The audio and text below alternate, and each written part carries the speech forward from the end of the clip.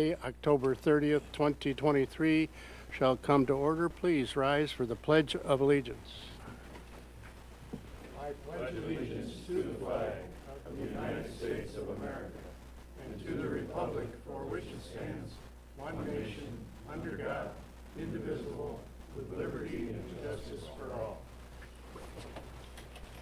Thank you, Council. I want to amend the agenda by putting in a 3A, citizens' opportunity to speak.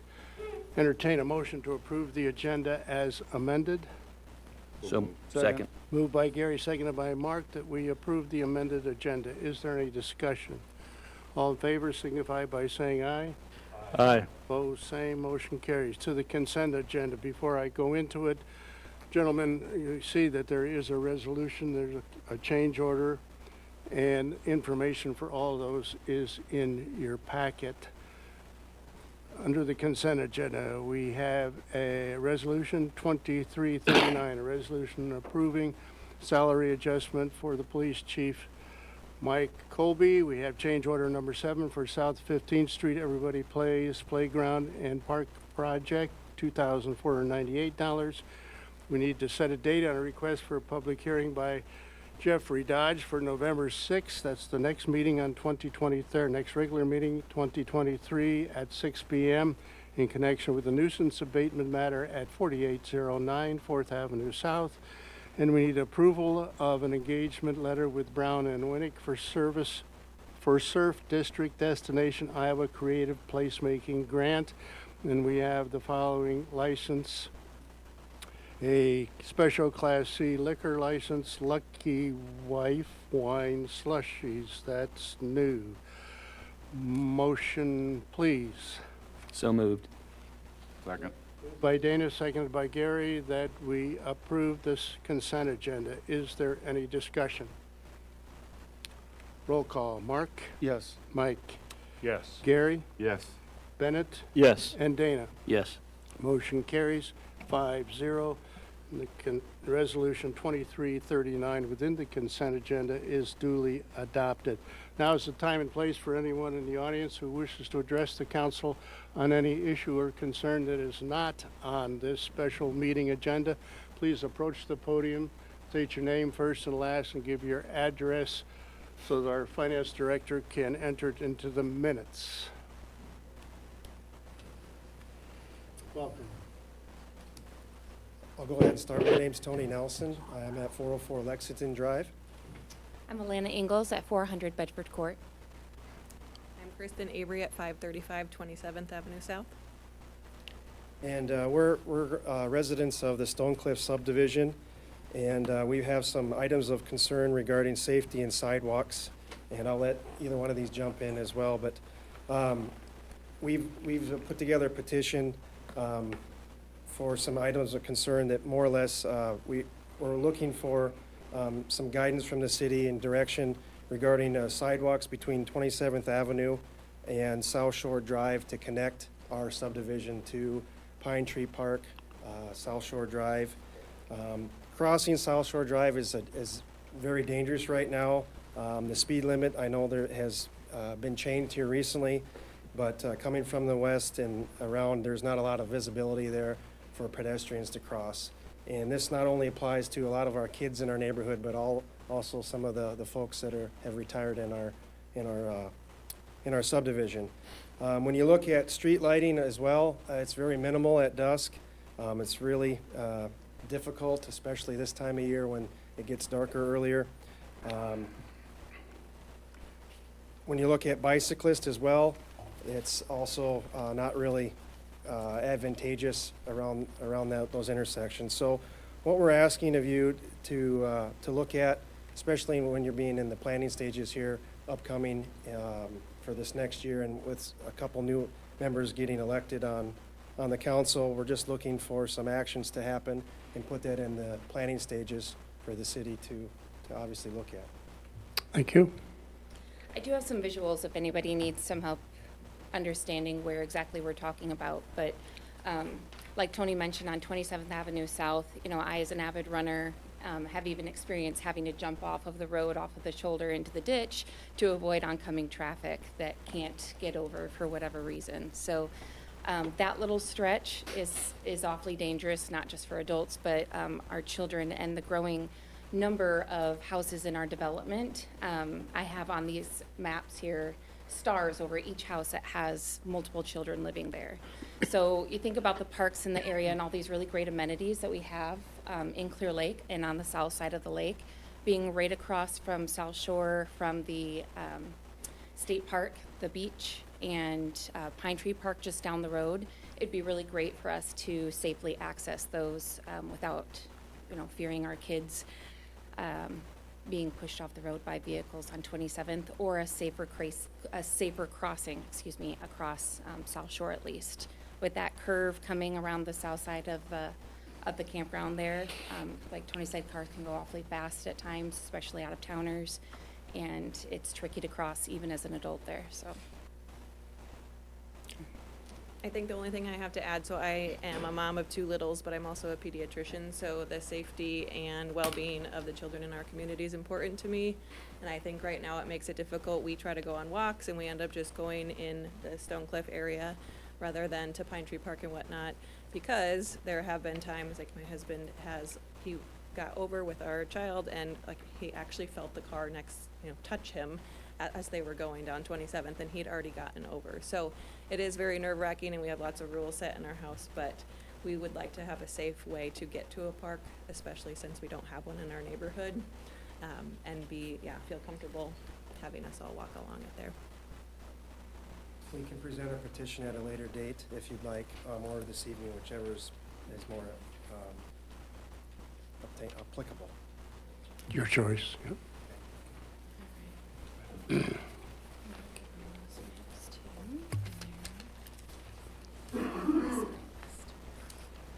Thank you. Thank you. Council will take this under advisement. Appreciate that. Number 4, new business. A, Surf District Destination Iowa Creative Placemaking Project, Music Enrichment and Immersive Center Building Project. Intro, Mr. Flory. Welcome, Scott. Thank you, Mayor. We'll run through these items in the packet with you, Council. The first item I want to cover is a resolution authorizing an amended economic development blight remediation forgivable loan agreement. This is with the North Iowa Cultural Center and Museum, and it authorizes an internal advance for funding under a forgivable loan situation. So if you recall back in, I believe it was January or February, the city had gone through the legal administrative process to amend our urban renewal area and include some additional projects and initiatives related to the Surf District in that consolidated urban renewal plan. Subsequent to that, we had a public hearing, went through all those processes and adopted that revised urban renewal plan. After that, we entered into an economic development agreement for a few different projects. One was the Hilltop Demolition Project, which is just an exact replica of what we're talking about here this evening. But we also entered into an economic development forgivable loan agreement with the North Iowa Cultural Center and Museum for the demolition of the 468 North Shore Drive, the Fiddler's Lounge property. So this particular resolution amends that previously approved economic development agreement between the city and the North Iowa Cultural Center and Museum.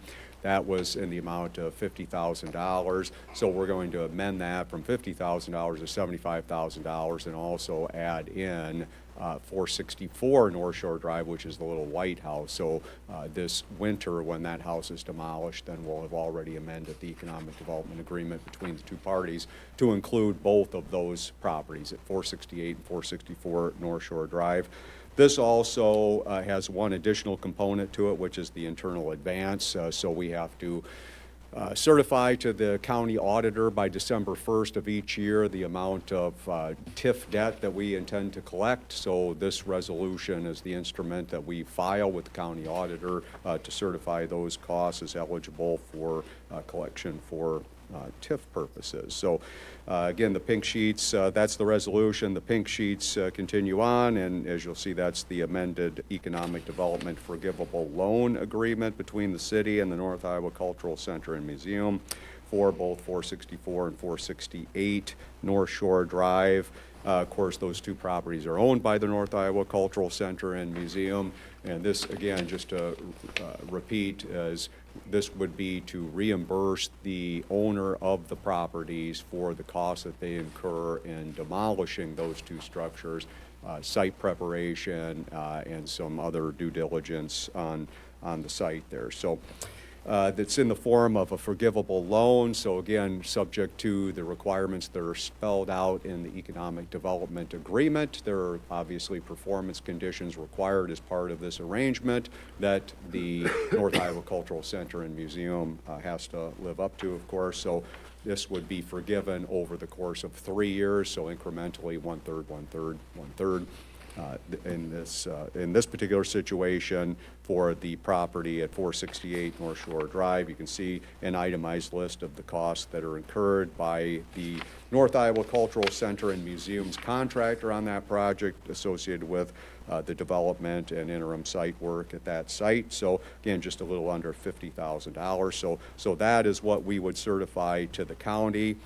The North Iowa Cultural Center and Museum has signed the promissory note. So again, essentially what we're doing is say, as long as you continue to perform and do the things that you're supposed to do under the terms and conditions of this agreement, you don't have to pay that back. But in the event there would be a breach or failure, they would be legally responsible to reimburse the city for those costs. So then again, just continue on as an exhibit there is just again from the North Iowa Cultural Center and Museum's contractor, just again the itemized list related to soil borings, asbestos work, disconnects for water and sewer and other utilities and those kinds of things. So I'll just continue on. That's that part of it, and if you have any questions, again, ask or I'll continue on. The yellow sheets here, the resolution authorizing the internal advance for this one is related to the property acquisition that we previously undertook. Again, back when we amended our urban renewal plan,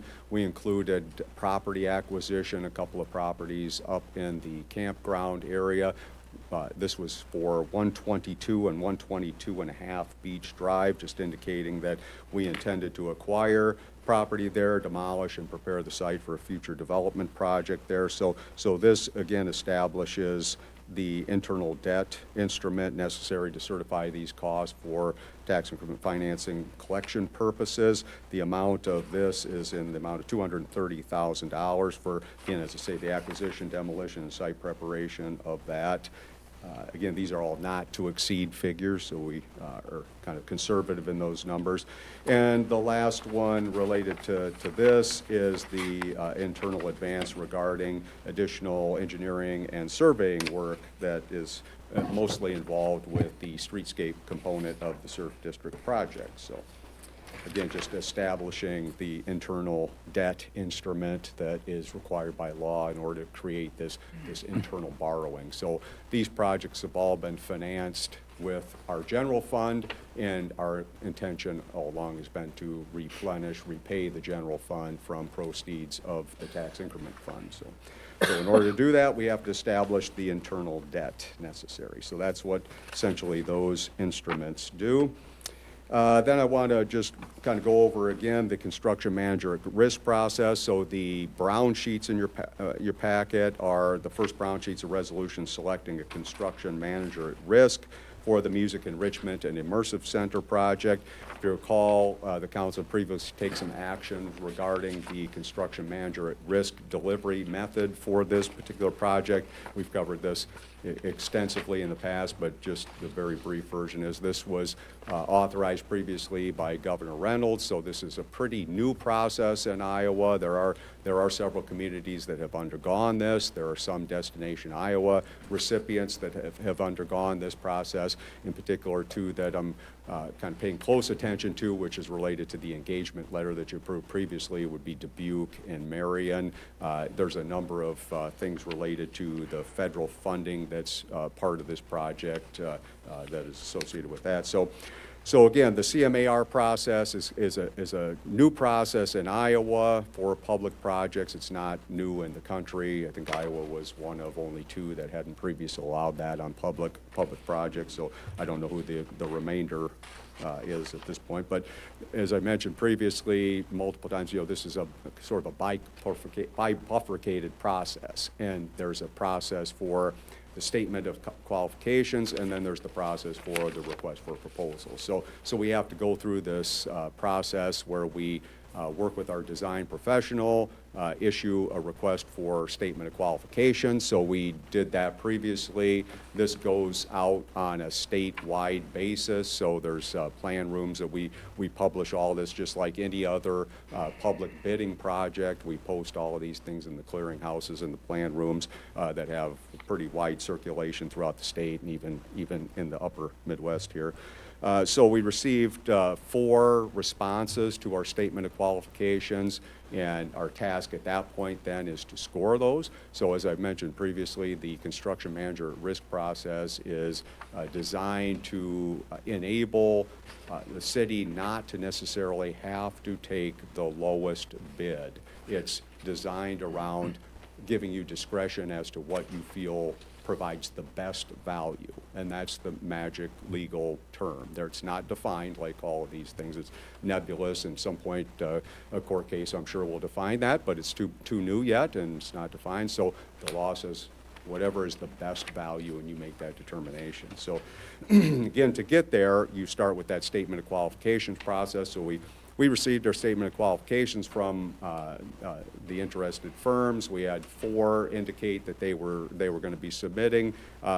Prior to scoring the statement of qualifications, one of the firms indicated that they just did not have the staffing necessary to continue on in the process, so they withdrew from the process. That left our committee that you're well aware of the responsibility of scoring those 3 remaining proposers that we had gotten responses from. So those qualifications were scored. They were kept private in the possession of our city clerk at that point. So kind of kept a real tight lid on what this scoring process was. We had previously determined that we would score these weighted a little heavier on the qualifications. So there were a total of 175 points that you could get as part of this process. We put 100 points for statement of qualifications and 75 points for the proposal, which would be more the fee-based part of it. Now, there are other cities that are doing other entities, hospitals, community colleges, et cetera, they're using the process. There's no correct rubric on any of that. So I've seen some 50-50. To me, that doesn't really strike what you're looking for when you're using a more qualifications-driven process to assign equal points. But be that as it may, that's what other communities have done. So ours was skewed a little heavier towards qualifications, but not terribly. So again, 175 were the maximum points there for qualifications and the proposal. So once the qualifications are reviewed, then we make a determination that in this case, all 3 of those firms were qualified to bid on this project, the Music Enrichment and Immersive Center project, of course. So we send out a request for proposals and have a certain timeline for that to come in, and that was received here at City Hall, received by the city clerk, so sealed and taken off premises until we could convene as a committee to score those responses to our request for proposals. So we did that, of course, and of course Mark, Councilman Ebling, and Smith are part of this process, as is Mayor Crabb. But so we scored those proposals, and you'll see the results of that on your next page, again, which is just a summary that I prepared for the firms to give them an idea of what the ranking points were associated with the statement of qualifications and proposals. Again, I mentioned the 100-point scale for the qualifications, 75 points for the proposal. A little background on who our committee is.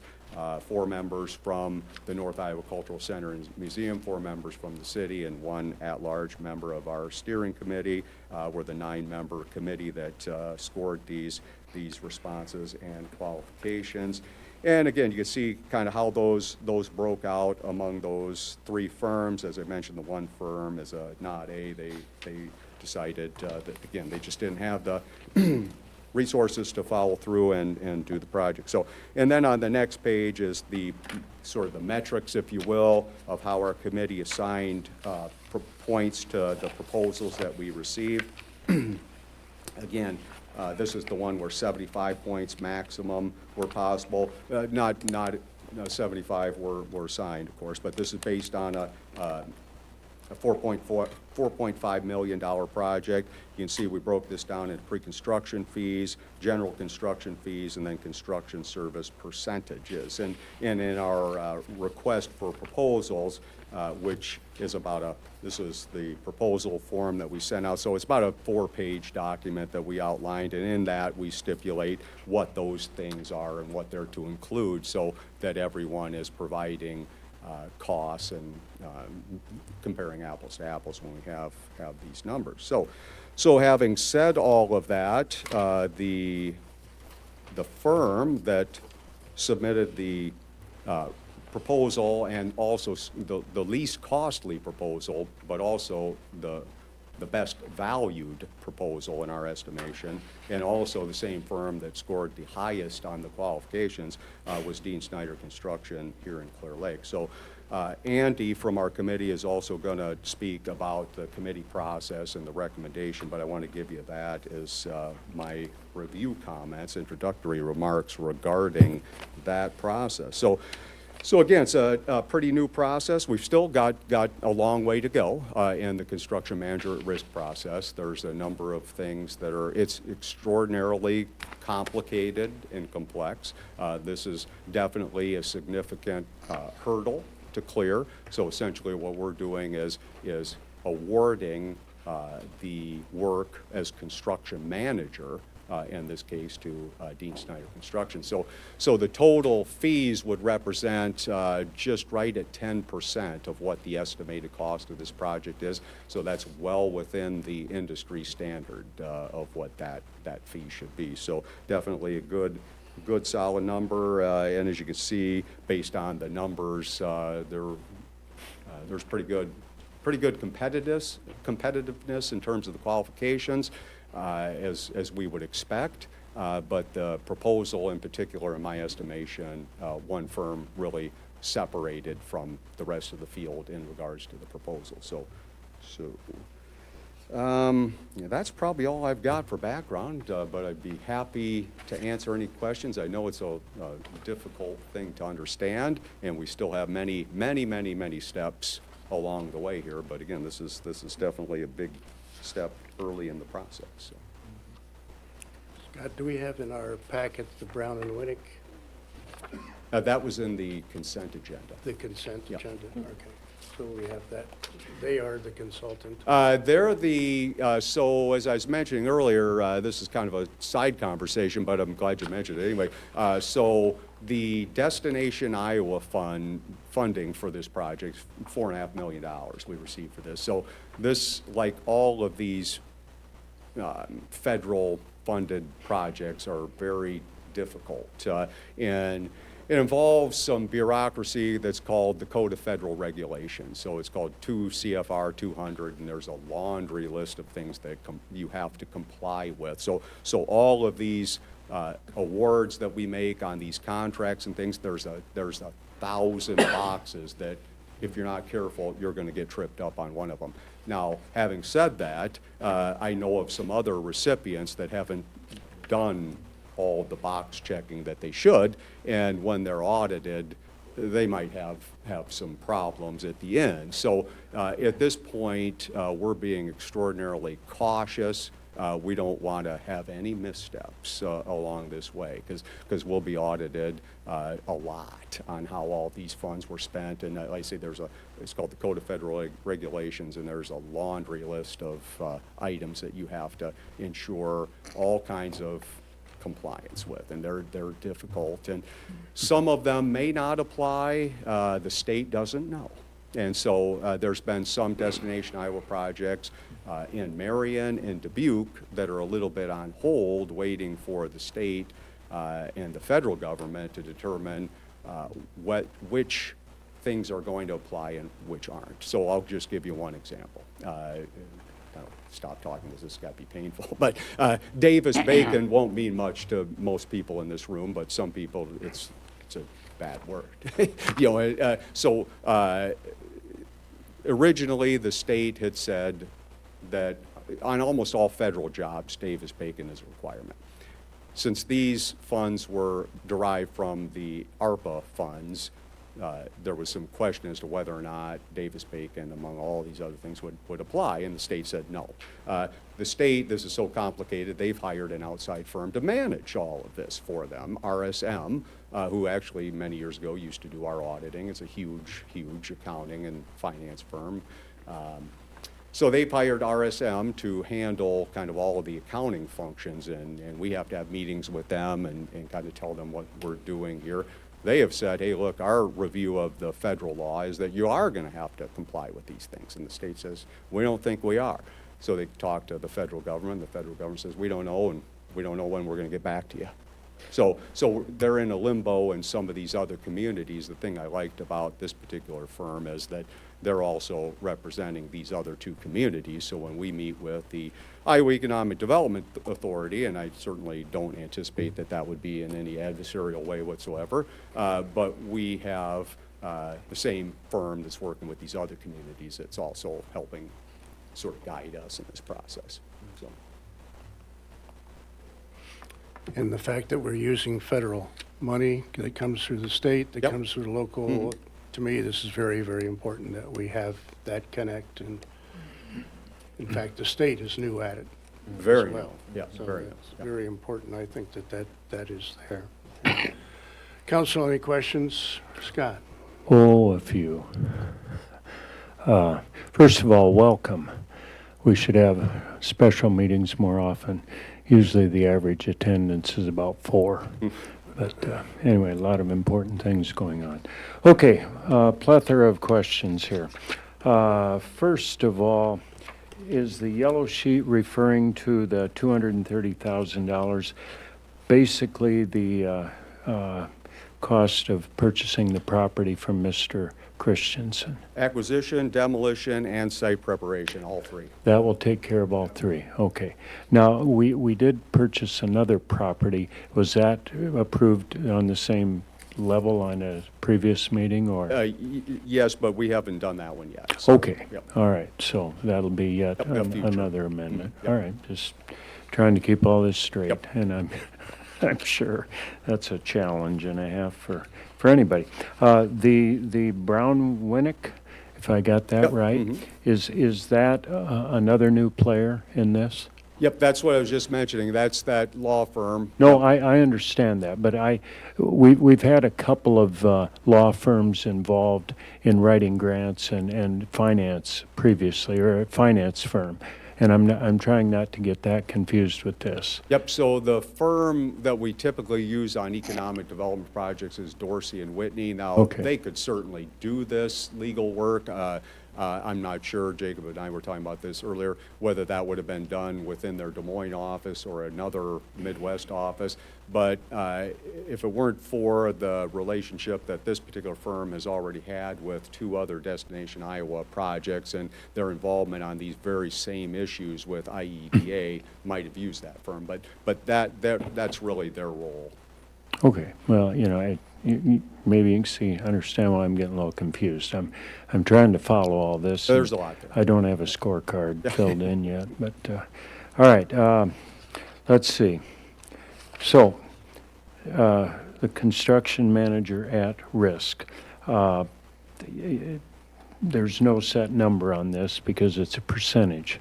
So in that, what you'll see there is we have not, this again is like, we're at step, I wouldn't say 1, but very early on. So the remainder of the process, the first thing you do is select the construction manager. Yep. And they work with the design professional, and then ultimately the project is ready to solicit subcontractor bids. So those have to be publicly bid, competitively bid, and in all situations, the low bid has to be selected on that. So even though we keep talking about, well, this project, construction manager risk, best value, and all that, there's still that component of it where you go through a very traditional kind of bid situation where we've had. So we won't have what's called the GMP, the gross maximum price, until all of those things take place. So probably not until February will we know what that price is. Okay, just one quick summary maybe of to us as a city. What are going to be some of the biggest advantages of naming a construction manager at risk? Yep, so that's, and we've talked about that before. This is really, again, where we have always had this situation with the traditional design bid build, where I think I've said 1,000 times, not always is the low bid the best bid. So this gives us the opportunity to say, in a particular situation, that it's not right for every project, but it's right for this one. And this is one where it's a complex, project that we're talking about building in terms of design. We want to make sure that we have the most qualified contractor there. So like I was saying earlier, not only did this contractor, in this particular case, we score as the most qualified, and the scores were close, but the most qualified, but also the lowest cost as well. Thank you. Any other comments, questions for Scott, council? Yes, Mayor. Thank you, Scott. I appreciate the explanation. I think that's very helpful because, as you mentioned, it really is an extensive process. And as a member of the scoring committee, I just appreciate everybody's involvement with that. And as you said, it gives us some flexibility. We weighted the statement of qualifications a little heavier, which I thought was very appropriate. And again, a clear, decisive winner in that process was Dean Snyder Construction. So very pleased with, again, how that process has been managed. And again, I just appreciate the due diligence that you're committing us to, and with the services of this law firm, to make sure, as you pointed out, that we check all the boxes here, because frankly, when you're dealing with federal money coming through the state and they don't even know at this point whether Davis-Bacon might apply, I think we're handling this in a very appropriate fashion with the public funds here. So thank you very much. Yep, and as I mentioned the last time, getting back to this kind of all these things that we've done, this is enormously complex. As I said, I think Davenport got the other one. They got 100 people working on it, you got me. So, I mean, it's, we adopted a procurement policy. Right. And that was done like in maybe March or February, somewhere in there. And I think I said at the time it's one of the worst things I've ever had to put together ever, and the state was not much help. And so we did that on our own. But in that procurement policy, we identify to the state's satisfaction that we're going to comply with all these different things. And it's a huge list of things that we have to comply with. And some of them may or may not be applicable. So when we develop our contract, I mean, obviously in this case, we'll get a contract back from Dean Snyder in this case, and we need to review that to make sure that, okay, if some of these things apply, then we better make sure they're included. And if they don't apply, then later we can remove them by addendum. Yeah, no, that's a great point, and I really appreciate, again, being able to use Brown-Winnick because they're working already with these other communities. And some sources of federal funding, so for example, like the airport project is an easy one. That terminal project's an FAA-funded project, and all Davis-Bacon, all those things apply on that one, very easy. If we had housing and urban development funds, CDBG funds, very easy, again, all those things apply. This funding was from the ARPA funding, and it actually came from the Department of Treasury, which was very, very brand new. They just wanted to get the money out real fast, and they didn't have any real rules attached to it. So it was kind of make it up as you go, I guess. One last thing, the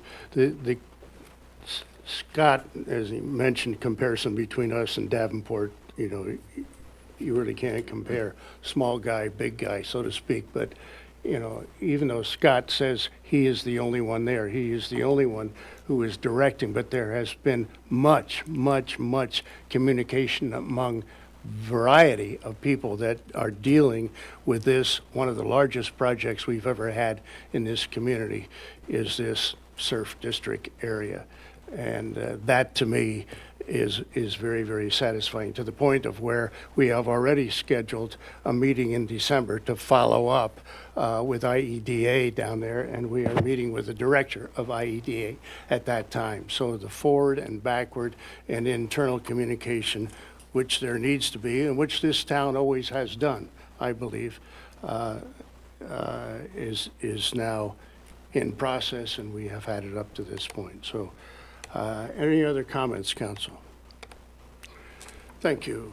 Now, welcome CMAR Scoring Evaluation Selection, Andy Teaser, Surf District Steering Committee member. Welcome, Andy.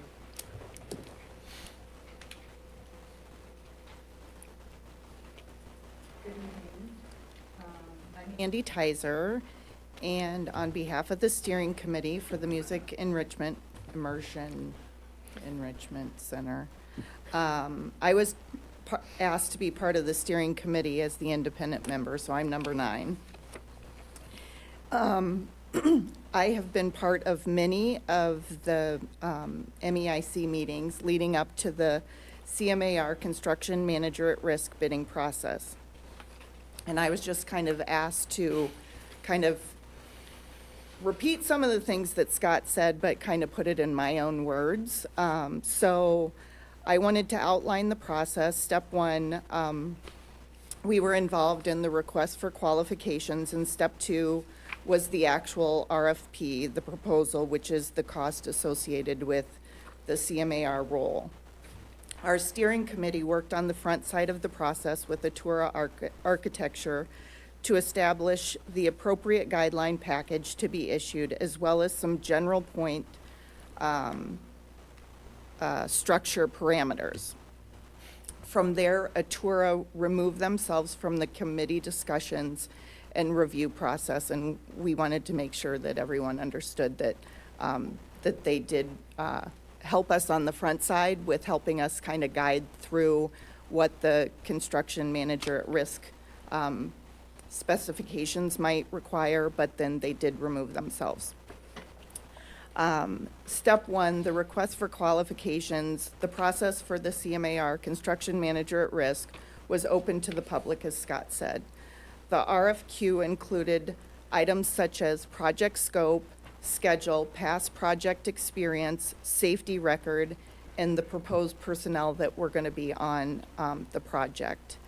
Our committee then received the 4 RFQ packages from contractors: Woodruff from Fort Dodge, Steffes from Okoboji, Hinkle Mason City, and Dean Snyder Clear Lake. We received notice immediately that Woodruff wanted to remove themselves from consideration due to their staffing concerns, so we did not review them in the RFQ process. Our committee met on Wednesday, October 11th at 8:30 at the City Hall for step 1 of the scoring process. Scores were submitted and sealed, and all 3 remaining contractors were invited to submit an RFP, a request for proposal, as all 3 met the RFQ qualification requirements. Step 2, the RFPs were then requested with a bid due date of Friday the 13th. The bids were sealed and remained with Jennifer Larson, the city clerk, until the committee could meet as a whole. The bid package opening happened Tuesday, October 17th at 8:15 a.m. at City Hall, and bids were opened in the following order: Steffes, Hinkle, and then Dean Snyder. Following the opening of the bids and adding up the total scores, combining the RFQ and the RFP, Dean Snyder Construction had the greatest total points and the least cost proposal overall, and prevailed as the best value. Dean Snyder Construction is who the committee is recommending as our choice to award the Music Enrichment Center project. On behalf of, and it's Music Enrichment Immersion Center. On behalf of the steering committee, we feel through the bidding process, we are recommending the deserving construction manager at risk team for this particular project, and as Dean Snyder and look forward to the amazing asset that the new Music Enrichment Center will bring to the Surf District and the community of Clear Lake. Thank you. Thank you.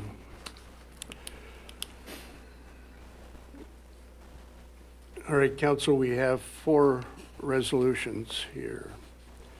First one, I'll entertain a motion to approve Resolution 2340, which is a resolution authorizing amended economic development / blight remediation forgivable loan agreement with the North Iowa Cultural Center and Museum and authorizing internal advance for funding of forgivable loan thereunder. Motion, please. So offered. Moved by Mike, seconded by Mark, that we approve Resolution 2340. Is there any discussion? Roll call. Mike. Yes. Gary. Yes. Bennett. Yes. Dana. Yes. And Mark. Motion carries 5-0. Resolution 2340 is duly adopted. Now I'll entertain a motion to approve Resolution 2341, a resolution authorizing internal advance for funding of urban renewal project, parentheses, Surf District property acquisition, demolition, and site preparation project. Motion, please. So moved. Second. Moved by Bennett, seconded by Dana, that we approve Resolution 2341. Is there any discussion? Gary. Yes. Bennett. Yes. Dana. Yes. Mark. And Mike. Yes. Motion carries 5-0. Resolution 2341 is duly adopted. Now I'll entertain a motion to approve Resolution 2342, a resolution authorizing internal advance for funding of urban renewal project, parentheses, Surf District project, surveying and engineering. Motion, please. So moved. Second. Moved by Gary, seconded by Mark, that we approve Resolution 2342. Is there any discussion? Bennett. Yes. Dana. Yes. Mark.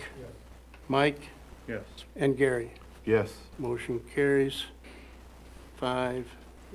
Now I entertain a motion to approve Resolution 2343, a resolution approving the selection of Dean Snyder as construction manager at risk for the Surf District Music Enrichment and Immersive Center building project. Motion, please. So moved. Second. Moved by Dana, seconded by Bennett, that we approve Resolution 2343. Is there any discussion?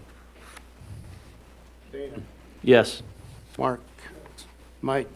Yes. Gary. Yes. And Bennett. Yes. Motion carries 5-0. Resolution 2343 is duly adopted. Thank you all. 6B, Emerald Edge Apartment Project, request from Hamilton Real Estate Group out of Rochester, Minnesota.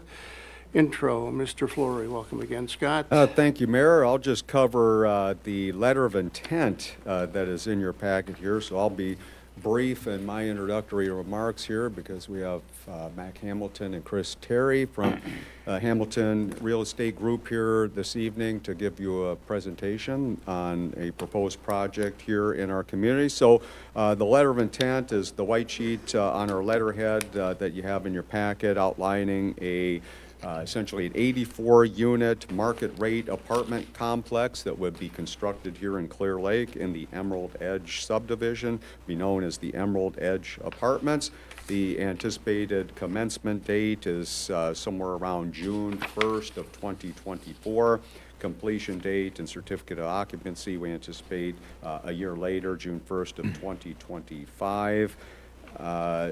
The items that are subject to the letter of intent relate to, again, we've done many, many letters of intent, so I know you're familiar with that terminology. So essentially what that is a good faith expression of our intent to work together cooperatively on something. So there are a number of things here that we're outlining in the letter of intent that require legal processes to reach culmination on. So the first of those involves the zoning of this particular property. Again, just indicating that the determination of the appropriate zoning for the property based on the city's plans and the building permit for the developer's use of the property, that's something They're aware that the property needs to be rezoned. It's not in a multifamily category now, so that would need to be, go to the Planning and Zoning Commission, then come back to the council, as you've done 100 times, for a rezoning. So we don't want to shortchange that process. That requires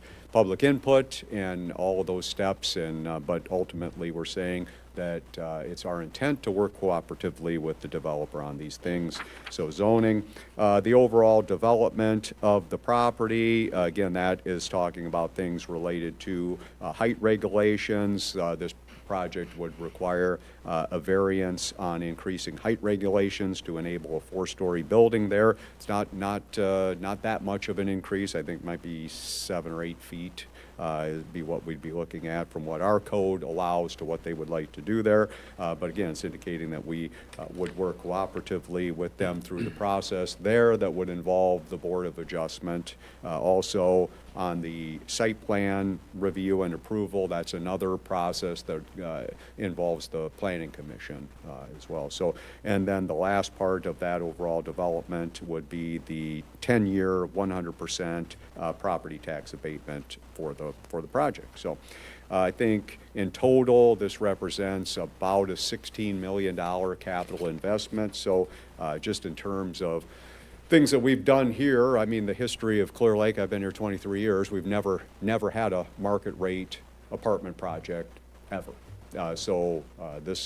This would be the biggest one and really the only one that I am aware of in the history of the town, quite frankly. There have been some small projects, but not even remotely to this magnitude. So it's a big thing for us. We've had apartment projects that are income restricted. We've had apartment projects that are age restricted and income restricted, but we've never had a non-income, non-age, market rate apartment project, to my knowledge, in the history of our town. So this is a big thing for us. As you know, I think we talk very frequently. To me, I think our number one need is housing, and in all forms, owner-occupied, rental, you name it. There are many opportunities to increase housing. I think it's the one thing that we need more than anything else in this community. And this would, of course, we have incentivized a number of opportunities for owner-occupied, single-family, twin home developments, but this would be really the first multi-family project that we would be undertaking. So we've been having quite a bit of correspondence with both Mac and Chris for probably the last, I would say, close to 2 months now, and they have done extensive development north of us in Minnesota, in the communities of Faribault, Casson, Owatonna, and very impressed, not just only on the apartment side of things, but commercial development in general, involving hotel, restaurant, these kinds of things. So very impressed with both Mac and Chris, and I think you will be as well. And we've had the opportunity to have them here in our community on multiple occasions to meet other people in our community. I know they're working on financing proposals here in our community. So I would just say also in terms of the size of the project, of course, the biggest project that we've ever had was McKesson, which is about a $75 million capital investment. The next biggest that I would be aware of would be the Marriott project. I think it was around $14 million. Timbercrest, again, is an apartment project on the One Vision campus, but again, that's an age-restricted apartment complex, but that was somewhere in that 14 million category as well. So, and then a number of projects in that 4 to 5 million range. But when we're talking about a capital investment north of $15 million, for us, that doesn't come around every day. So, the properties that we've toured, Bennett and I took a day Saturday and went up, and we toured a lot of properties. And thank you, Mac and Chris, for your hospitality all these times, but very impressed with the quality of the development in all of these communities. And in particular, Mac and I have had this conversation a lot. What I am equally as proud of is the relationship that he's established with the communities that he's worked in. Every one of them can't wait for him to do an additional project in their community. And in particular in Owatonna, you can tell very clearly, or at least someone in my profession can tell very clearly, when a developer has established that credible relationship, and that's obvious there. So I don't have anything further unless, introductory, Bennett, Nelson, I know you guys have been involved, but that's all I have on the letter of intent, but I would take any questions on that if anyone has any. Questions for Scott, council? Thank you, Scott. Review a project and request. Mr. Mac Hamilton, Mr. Chris Terry, Hamilton Real Estate Group, welcome. Thank you very much, Nelson. Council, it's a privilege to be here in front of you. And before we get started with the presentation, on behalf of Chris and myself, I'd just like to thank this community for the warm reception that we've received. As Scott said, we really do try and develop a partnership with the communities that we work with.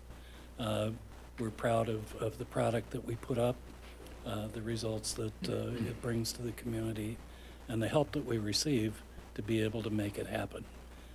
So we're here today to do a few things. Some of you have met Chris and myself. Others here in the audience, and even a couple of you council members, have not. So one thing we'd like to do is to give you a little background on Hamilton Real Estate, who we are. Then we'd like to give you some examples of recent developments that we've done that would be in most cases very similar to what we propose here to do in Clear Lake.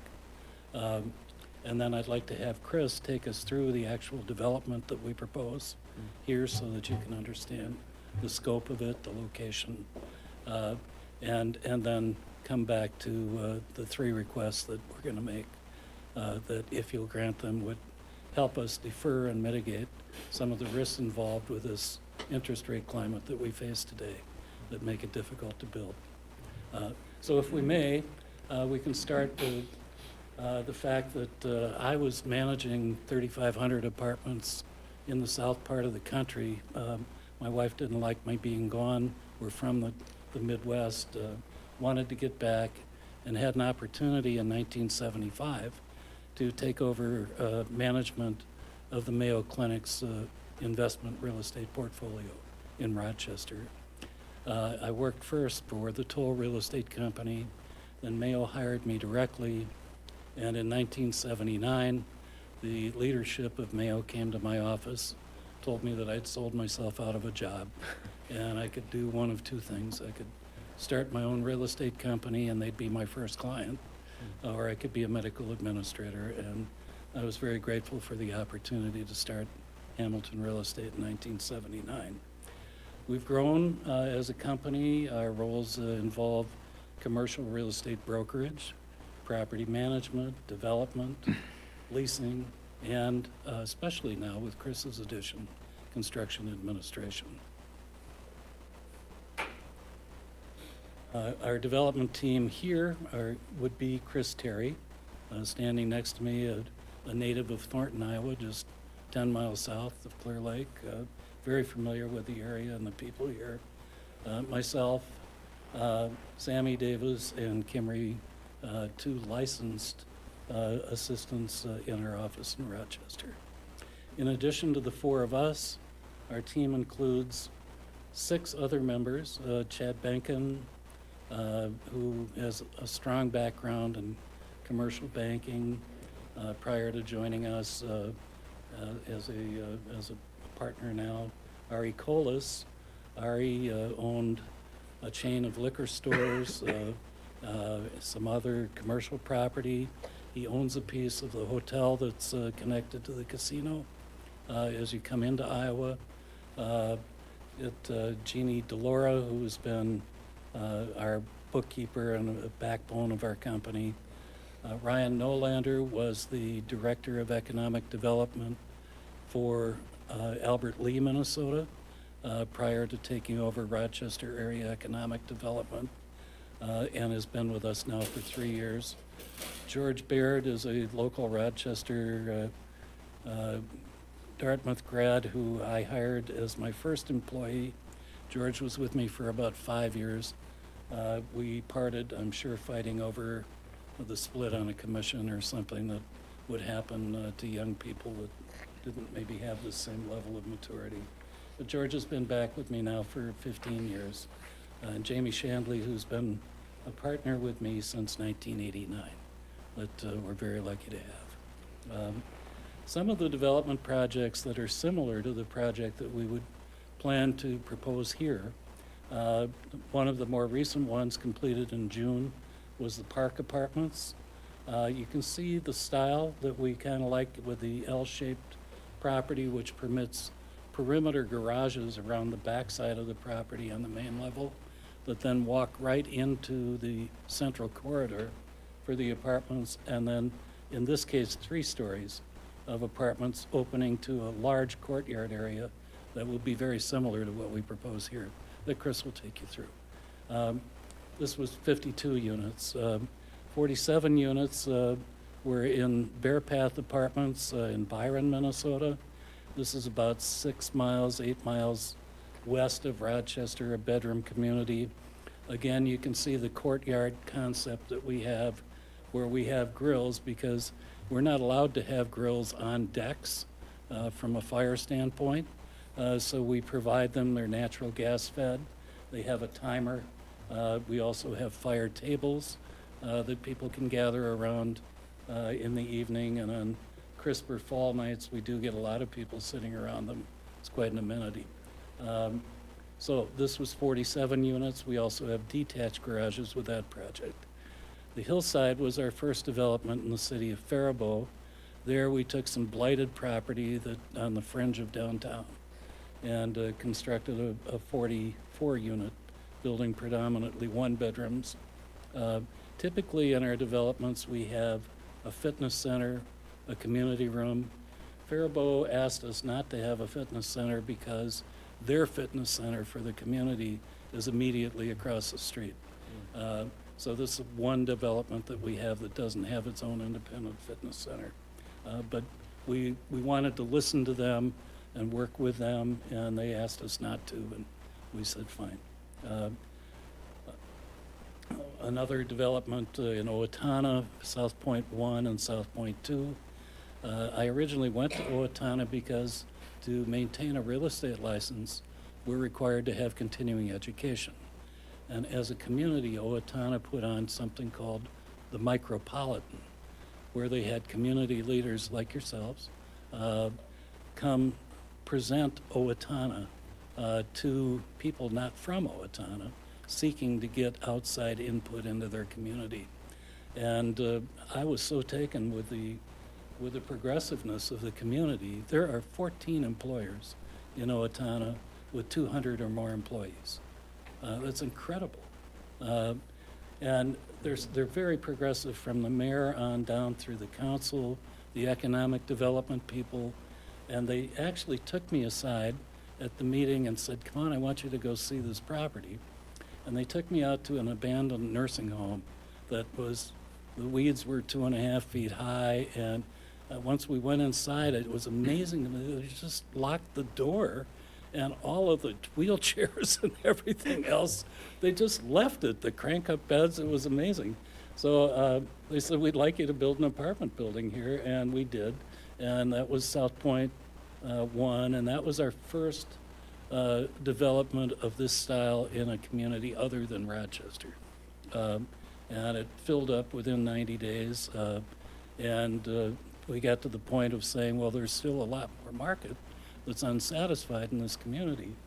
So if you would just forward, let's see if we can, yeah. So we found an abandoned warehouse a block away from the headquarters for Jostens and Federated Insurance, and partnered then with Federated Insurance in building this 54-unit. That's the tallest building in Owatonna, by the way. We built, it's got ground level parking. This is one building where we have under building parking, not underground, but at the ground level, and then 4 stories of units above. You can see that there are very limited decks because we like to have decks, and the tenants like to have decks. But what we did here instead is we've got a very nice community room in the back of the building facing south, and in the southwest corner, we skipped having a unit, and we have a rooftop terrace with our grills and our fire table and seating areas there. And that was built in 2018. All of these are recent since 2017. While we were building the 111 Vine and developing this relationship with the community and with Federated Insurance in particular, there was an ongoing discussion in the community about I'm going to just use the term charlatan, developer from Florida, who for several years was talking about how they were going to build a Hilton Garden Inn in the community and bring a small convention center with it. And finally, the community got frustrated knowing that that was all talk and there wasn't any action connected with it. And they asked me if I would develop a hotel. And Federated in particular was the group that asked, but the city was very much behind it too. And we worked with the city to streetscape 3 blocks from their city park to the north, with the hotel being the focal point in the center. As part of that agreement with the city, we also bought 3 existing buildings. The one on the balancing corner that you can barely see in the picture had been the premier restaurant in the community for many, many years. And one of the things that the city wanted was another restaurant nicer than anything in the community at the time. And the chamber did a survey, and 70% of the people said they wanted an Italian restaurant. So we opened Roma's Italian Restaurant about 2 months ago in the corner building that had been their flagship restaurant for a long time. This is 106 rooms. When Federated in particular asked me, I said I didn't know the first thing about the hotel business.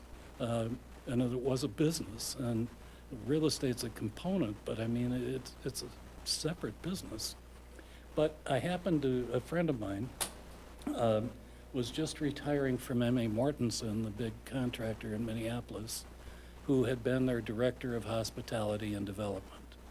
And so Tom agreed that he would serve as a co-developer with me, and we developed the Marriott Courtyard. We've been open now for just over a year.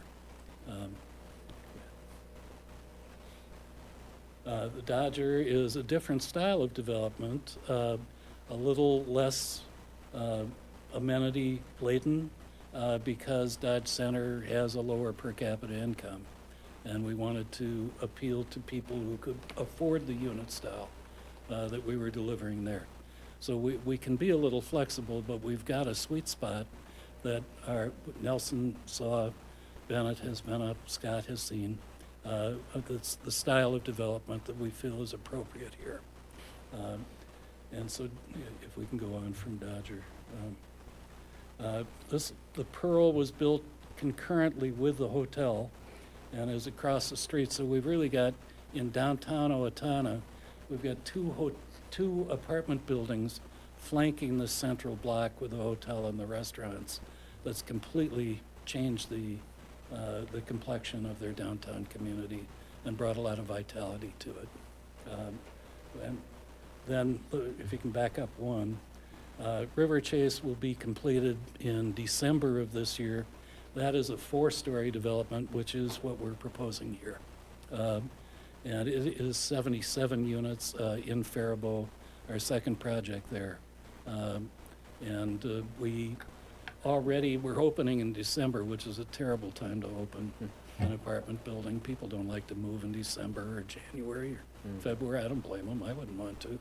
But there's such a severe housing shortage there that we already have 34 applicants and 14 approved people to move in December 15th when we open. So that's kind of our portfolio. The next thing just kind of shows you a map of the areas that we've been working. Frankly, we came down here interested in Mason City. Mason City was a bigger community we thought would represent a better market until we got to know Mason City and Clear Lake. We're just really excited about being here in Clear Lake, and we're hoping that you'll agree to the three things that we're going to ask, which will help us make the project feasible. And I'm going to ask Chris to take you through that project. But I'm here for any questions you have. Any, go ahead. Any questions you want? Any questions? Thanks. Chris? Thank you. Thank you, Mayor and Council and staff, and for the opportunity tonight. I'm going to talk about Emerald Edge Apartments. I think everybody's familiar with the Emerald Edge development. I'm going to do my best with this pointer. I don't use these very often. But we're looking at this site. If you can see the blue outline right here, you've got 20th runs along here. This is the new Jade Street. It ends right about here. Highway 18 is to the south. It's an 8-acre site, a little over 8 acres. We have about 4 acres of buildable, which is this area right here. If you can see, the faint light blue line is a 500-year flood zone. We can build in that, but we typically do garages, playgrounds, parking is okay. Then you get to the 100-year, we do not build there, and it's cost prohibitive to do so as well. So we're going to focus our development here on this end. So I'll give you an overview of the site, which you see here. I'll talk a little bit more about our project itself, and we can answer any questions at the end. So the overview of our project is, as Mac had mentioned, we're going to look at a 4-story building. It'll be an L shape. We're looking at 95 units, so we have a mix of 47 one-bedroom, 1-bath. Those tend to be the hot ones that go really quick. We've learned in our and over the years of the developments we've done. We'll have 12 studios in there, 22 2-bedroom and 1-bath, and 14 2-bedroom and 2-bath. So rough size of a 1-bedroom, 1-bath is anywhere from 700 to about 750 square feet, depending on where it fits in the building. We're putting the studios in because we have some space that makes sense. They're under $1,000 a month rent, so that also is a nice offering. They'll probably be in the 525 to 550 square feet, give or take. 2-bedroom, 1-bath. Typically, I think, Mac, what are we running, about 1,100 square feet? Maybe 1,000? Okay. And then we get over 1,000 square feet with our 2-bed and 2-bathroom. Our garages will have 27 tuck unders. They're 13 wide, about 29 feet deep with 9 by 7 garage doors with auto openers. And then we're gonna do 32 detached garages, so we'll have sets of 8, and I'll show you where those will be here. And those are of similar size, and then we'll have adequate parking in the parking lot. We'll also be adding a couple charging stations for anybody that has an electric vehicle. We find those to be a nice amenity. Amenity rich as far as these apartments go. We do stainless steel appliances, full-size washer and dryer that fit into a nice pantry area. 9-foot ceilings throughout. You get to the upper floor, we'll go 10-foot ceilings there just because we have the space with our trusses. I know there's a fitness center close by at the school, which is great. I know my sister still misses that, having moved from Clear Lake, but we are going to have a small fitness center just for convenience sake for the tenants. From a schedule perspective, we'll have that down on the first floor. We'll have a community room or a lounge as well in the courtyard, as Mac had mentioned. It'll be a great project. It'll be facing, as you look at it, this is Jade right here where the turnaround is. So this is your southwest corner, southeast, this is north. So you can see we're on the back part. You can see here's the 100-year flood line. Here's the 500-year. So we're going to orientate the project right here in the corner, so it'll be facing the northeast towards the Willow Creek and the vegetation area there. It'll be really nice. We have a set of 2 sets of 8 garages here with parking on each side of those. We'll turn around on the west side and go to the north. We'll have 2 more sets of garages with auto openers, and then our parking area here as well.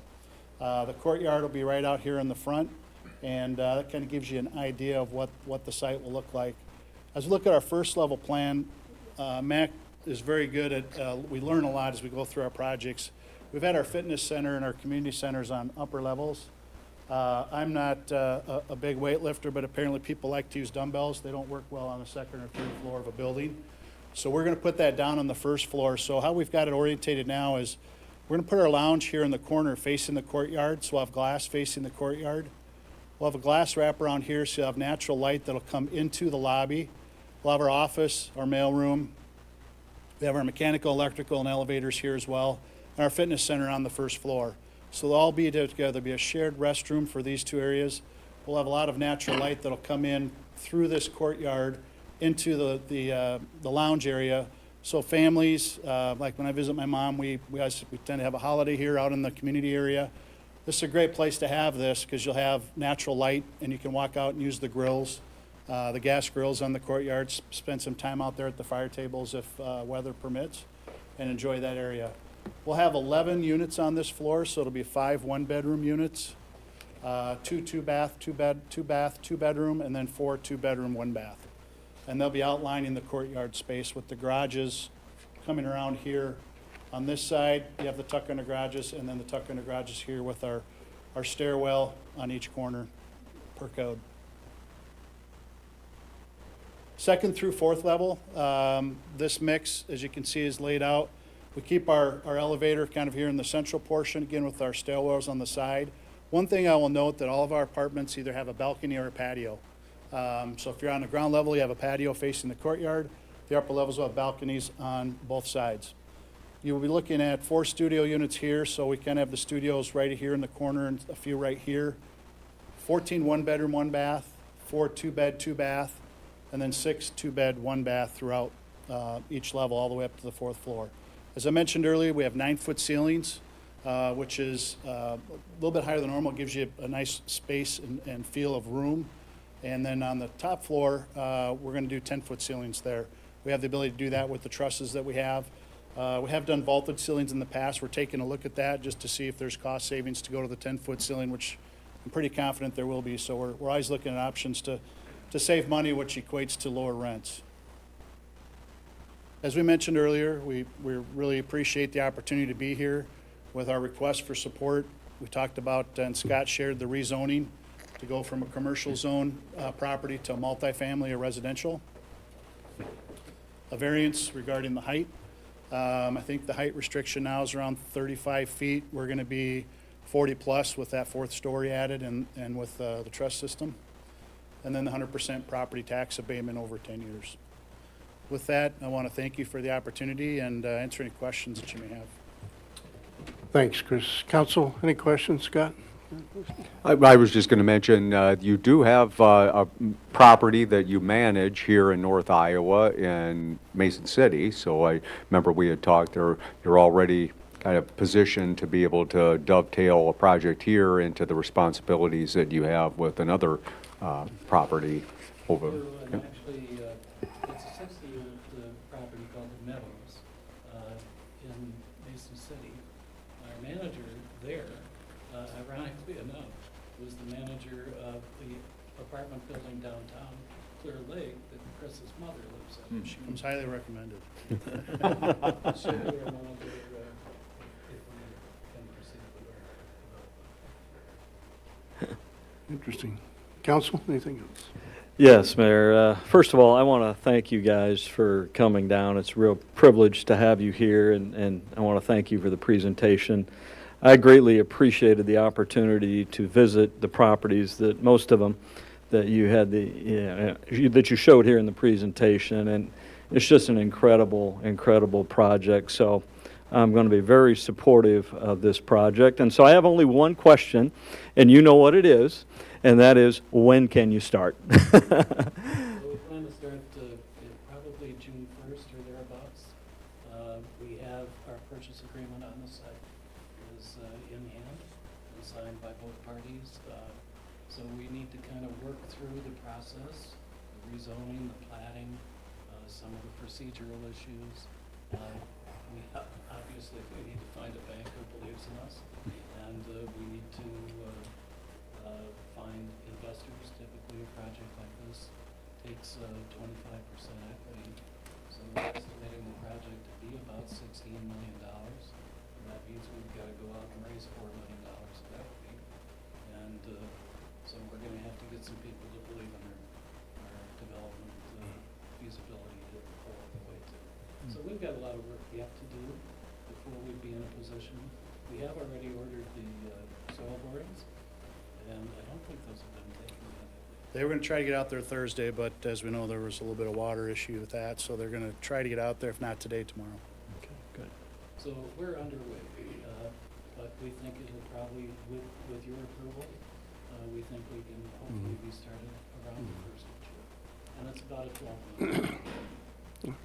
This has been a very thorough process, and for me, the best part was the visual. I'm a visual person. I had to see, I had to go through those, and Chris gave us a wild ride from Owatonna over to Casson that day, and that was entertaining as well. So thank you very much.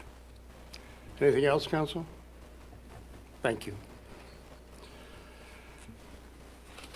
Therefore, Council, I entertain a motion to approve a letter of intent for the development project and authorize the mayor and city clerk to execute the same. Motion, please. So offered. Second. Moved by Mike, seconded by Mark, that we approve the letter of intent to authorize the mayor and city clerk to execute same. Is there any discussion? All in Yeah. favor? Yes, Mayor, I'd just like to quick comment on this. Like as Scott mentioned earlier, the greatest strategic need we have in our community is housing. And this type of project, 95 units in a really great location, will just be a tremendous addition to our community. So a really fantastic opportunity for Clear Lake, and thank you again for your willingness to invest in Clear Lake. Mac and Chris, greatly appreciate it. Thank you, Mayor. Any other discussion? All in favor signify by saying aye. Aye. Opposed, same. Motion carries. Thank you. Thank you all. 6C, presentation from Saragordo County Department of Public Health Child Care Wage Supplement Program. Review of proposal, Kelly Curtis, Saragordo Public Health. Welcome, Kelly. Thank you, Mayor. I am Kelly Gertis with Saragordo Public Health. Just want to thank you, Council, for giving me the time. You guys are solving the world's crisis tonight. People come to a community for 3 reasons. They need housing, they need entertainment, things to do, and they need help with childcare. And so I'm here to hopefully provide some solutions to that 3rd area tonight. I am, apart from my job at the Health Department, part of a larger collaborative of partners locally called Childcare Works.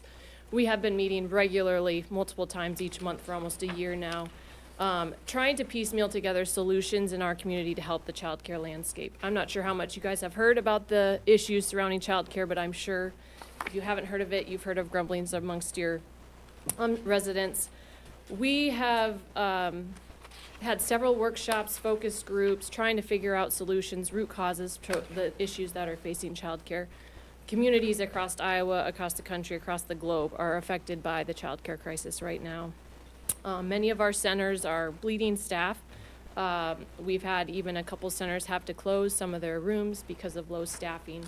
Our group has came to the conclusion after talking with center directors, in-home providers, business programming, and other childcare sector partners that low wages is kind of the root cause of some of the major issues we're facing immediately. We are proposing to start a wage supplement program here in the county that would provide a $2 increase to childcare staff starting in January, using business and community investment to cover that cost. Therefore, the center would not have to increase their prices on their families, but we could also try to retain and recruit staff into these childcare positions. We have nearly 300 children in our county alone on a waiting list to get into childcare services. We have over 300 probably unfilled childcare slots because of lack of staffing. Initially, many partners thought we just need to build more centers, get more in-home providers. We quickly learned that our centers have the capacity to serve more children. They don't have the staff to watch those children. The average wage of a provider is $11.81 an hour. And that's for 5 plus 10 years of experience in the sector. You can go work anywhere in our county right now for more than $11.81 after 5 years. Those positions generally do not come with benefits or retirement plans. So really it's a low wage job. And families in our county pay double the rate of what's recommended for childcare expenses. So passing those expenses on to families just pulls more parent employees out of the workforce to take care of their children because they cannot afford the childcare. So this wage supplement program is really to help kind of stop the bleeding in our area, help retain and recruit staff to stay in the childcare sector, serve our children, bring high quality care to those children as well with quality trained staff. And alleviate that cost burden on the families we're serving.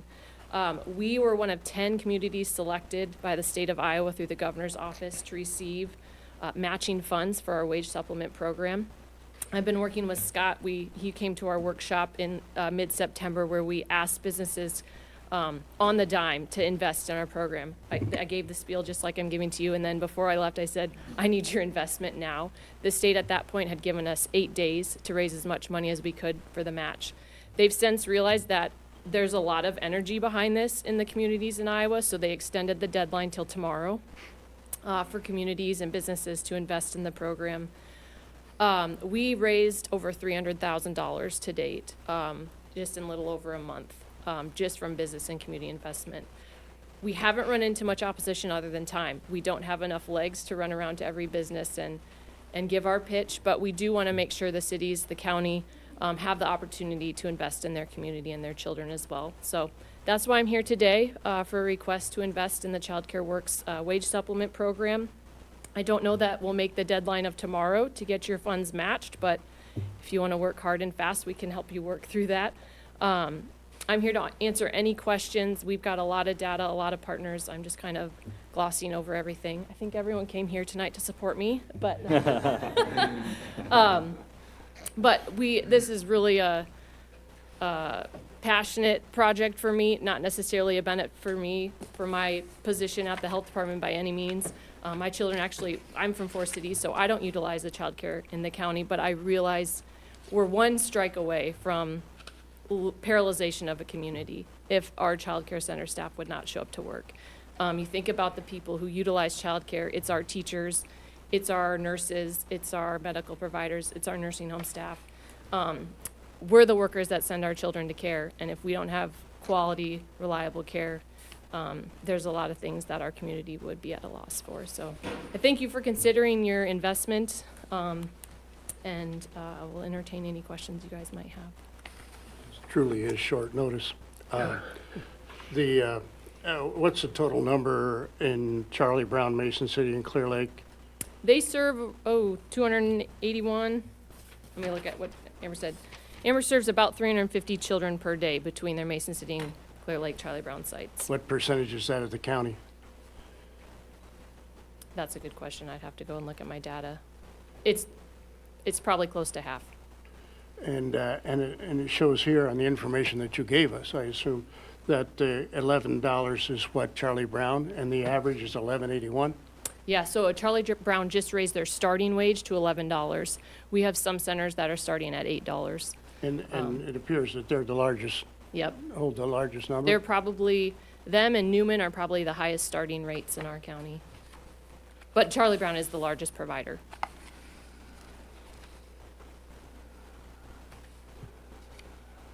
They've actually had to close some classrooms in the Clear Lake location recently due to short staffing as well.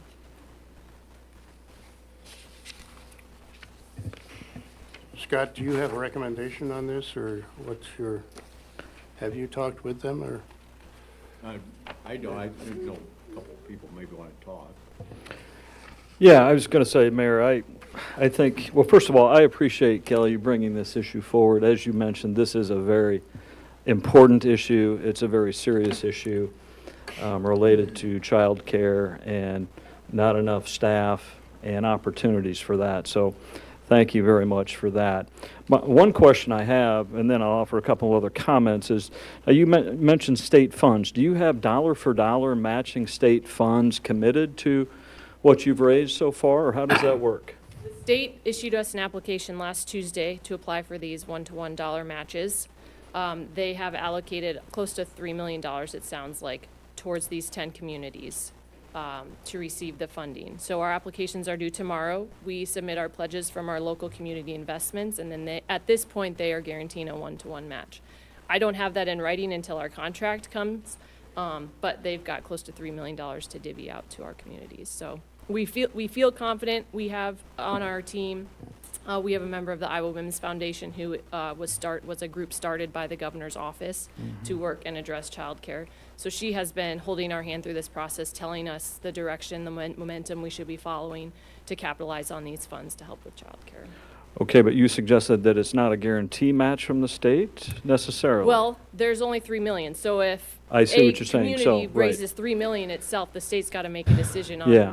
who's getting all of that $3 million. Right. Are they going to parcel it out, or are they going to? From the 10 communities. Yes. So in other words, we don't know how that would work just yet. Okay, All right. And you're saying the application deadline is tomorrow? Is tomorrow. Yeah. Right. Initially, they sold us, so we found out on the September 12th. We had scheduled an employer workshop just as when, because we knew at some point businesses and the community needs to get involved in this conversation. So we had scheduled an employer workshop on the 14th, I think it was. Our city administrators, county supervisors, and a lot of business leaders were there. We were told the 20th is when we needed all the pledges, so we quick asked the business community to step up, and they did. The state came back and said, okay, we see the momentum, we'll give you a little bit more time to get some more funds. And that was, then they extended it to September 30th, and then this most recently, they extended it to the 31st. This sounds like this will be the hard and last extension. I apologize for the short notice. I've been talking with Scott. We haven't had a good time. He wanted to talk with you guys individually yet before I came and presented my request. And so just with, this is how the timing worked of when I'm here. So Right. Well, I'll just give you my view of this, of course. I think, again, it's a very important issue. I think I do want to be a part of this conversation going forward because, as you highlight, it is just crucial to our community. Having said that, I, for one, would not be prepared tonight with just one day. I think there's a number of issues that we would want to discuss with various partners in the community, other governments perhaps, as to how this program is going to work and what its effects would be and so on. But I'd love to hear from my other colleagues, their views as well. So just my thoughts. Thank you very much, though, for presenting it. you bet. I don't think there's anybody against the cause here. That's not the issue. But it's the organization of it all and the putting together and the planning that's, as Bennett says, is anyway. Yeah. No, I didn't expect you guys to be like, yeah, we'll sign it and come tomorrow, we'll be part of the match. But I still want you to be able to be a part of the project in some capacity moving forward. And there might be another opportunity where we have matching funds again. We're hoping the state sees the value and the immediate impact that these funds have, and next year we'll come around with the same opportunity and expand it beyond 10 communities. I don't think there's any question to that. What it might be for your application, that we would just submit a letter that the mayor could execute to say, we're interested, but because of the urgency of time, we just didn't have enough time to consider thoughtfully a contribution. And they may say, well, we'll give you some more time. Yeah. I think Any other that's comments, council? I like the idea of submitting the letter. It's a good idea, Scott. Obviously, a major need. And I have discussed that with a young man that lived at my house for several years, Casey Callanan, and he brought this to my attention. And the timing seems to be way off and puts I you wish in we could control that. puts you in a really tough spot. And, you know, as we look at something like this, it's a real need with today's young people. And we try to be good stewards of Clear Lake taxpayer money, and I hope most of you out there think we have been able to. But sometimes we see money spent at other levels of government that is a real head scratcher, whereas something like this would be, I mean, it's a big need. It isn't just a want. And so maybe with more information from local governments, we can put a little more pressure on the state to continue this, because if it's a one-time shot, it leaves people in a tough spot too. Yeah. Because down the road, a year or 2 years, when that money from the state isn't there anymore and the matching grant is gone, what are they going to do to keep that pay there? Yeah, and that is a discussion we have at every meeting. Yeah. I didn't mention the other projects that this Child Care Works is working on, but advocacy and legislation is number one on our list. Good. The economic and chamber lobbyists are trying to draft some proposals for state funding through the economic side of things. We've been talking with education and seeing if it can be funded similar to K through 12 funding. Another thing is there is always going to be a sector of the child care center that needs to be staffed by low-wage earners at some point. So something that happened in 1 hour, super cool, that caught the attention of the state too here locally, is NIAC, the school district, and Child Care Resource and Referral, which has their pulse on childcare in our area, got together in 1 hour, designed a child care certificate program for high schoolers to go through. It's a 32-hour course. They'll go through virtual and NIAC classes on campus during their work study or junior or senior class credits. They'll be fully certified to start working in childcare immediately and won't need the 6 to 9 week training that new hires would have at a center.